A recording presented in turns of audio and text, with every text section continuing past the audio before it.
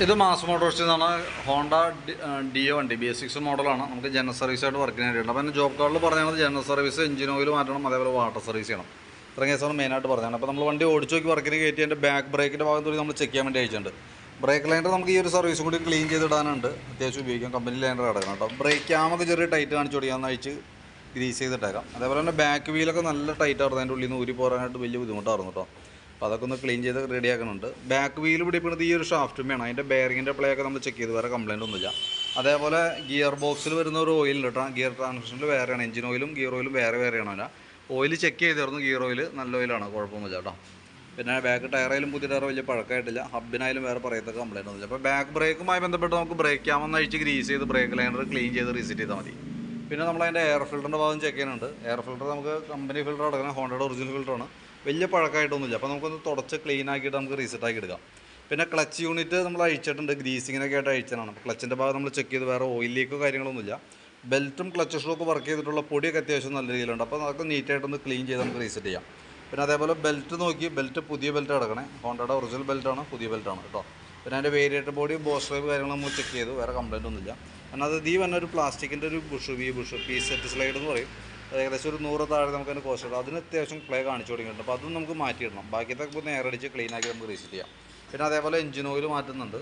Oil change കൂട്ടത്തേക്ക് നടത്തി വിടുന്നുണ്ട്. Engine ഹെഡിൻ്റെ ഭാഗം നമ്മൾ ചെക്ക് ചെയ്ത് വേറെ കംപ്ലയിൻ്റ് ഒന്നുമില്ല. ലീക്കേജോ കാര്യങ്ങളൊന്നും പ്രത്യക്ഷത്തിൽ കാണുന്നില്ല കേട്ടോ. ആക്സിലേറ്റർ ചെക്ക് ചെയ്തു, ഓക്കെയാണ്, വേറെ പ്രോബ്ലം ഒന്നുമില്ല. കേബിളൊക്കെ ഓക്കെയാണ്. ഫ്രണ്ടിലേക്ക് വരുമ്പോൾ ഫ്രണ്ട് ബ്രേക്കിൻ്റെ ഭാഗം നമ്മൾ അഴിച്ചിട്ടുണ്ട്. ബ്രേക്ക് ക്യാമൊക്കെ ഗ്രീസിങ്ങിനായിട്ട് അഴിച്ചാണ്. ലൈനറൊക്കെ അത്യാവശ്യം ഉപയോഗിക്കാനുണ്ട്. അപ്പോൾ ബ്രേക്ക് ക്യാമൊന്ന് അഴിച്ച് ഗ്രീസ് ചെയ്ത് നമുക്ക് റീസെറ്റ് ചെയ്താൽ മതി. ഫ്രണ്ട് വീൽ ബെയറിംഗ് ചെക്ക് ചെയ്ത് നല്ലതാണ്. ബെയറിങ്ങിന് വേറെ കംപ്ലയിൻ്റ് ഒന്നുമില്ല. ടയറായാലും പുതിയ ടയർ അടക്കണം കേട്ടോ. ഫ്രണ്ട് ഷോക്കിൻ്റെ വർക്കിങ്ങൊക്കെ ചെക്ക് ചെയ്തു. നിലവിൽ വേറെ ലീക്കേജോ കാര്യങ്ങളൊന്നുമില്ല. ആക്ഷനൊക്കെ കറക്റ്റായിട്ട് കാണിക്കുന്നുണ്ട്. കോൺസെപ്റ്റിൻ്റെ ഭാഗം ചെക്ക് ചെയ്ത് വേറെ പറയത്തക്ക കംപ്ലയിൻ്റ് ആയിട്ടൊന്നുമില്ല.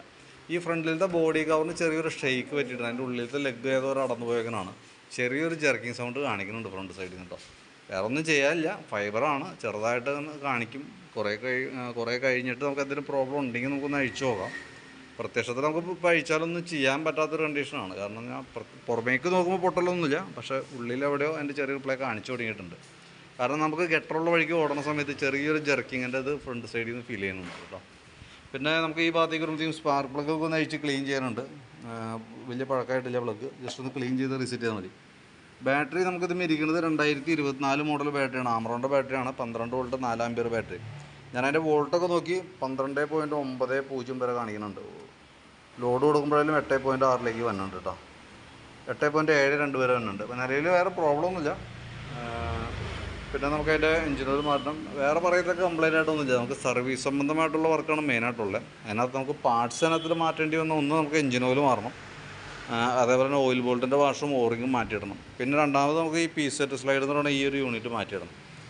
അത്രയാണ് മെയിനായിട്ടുള്ളത് കേട്ടോ. അപ്പോൾ ഞാൻ അതിൻ്റെ ഒരു ഏകദേശം ഒരു എസ്റ്റിമേറ്റ് ആക്കാം. ഡീറ്റെയിൽസ് വാട്സപ്പിലേക്ക് ഒന്ന് ഷെയർ ചെയ്തിടാം കേട്ടോ. വീഡിയോ കണ്ടുകഴിയുമ്പോൾ നോക്കിയിട്ടൊന്ന് റിപ്ലൈ ഇട്ടേക്കാം. നമുക്ക് വൈകിട്ടത്തേക്ക് വണ്ടി എടുക്കാവുന്ന രീതിയിൽ സെറ്റ് ചെയ്യാം.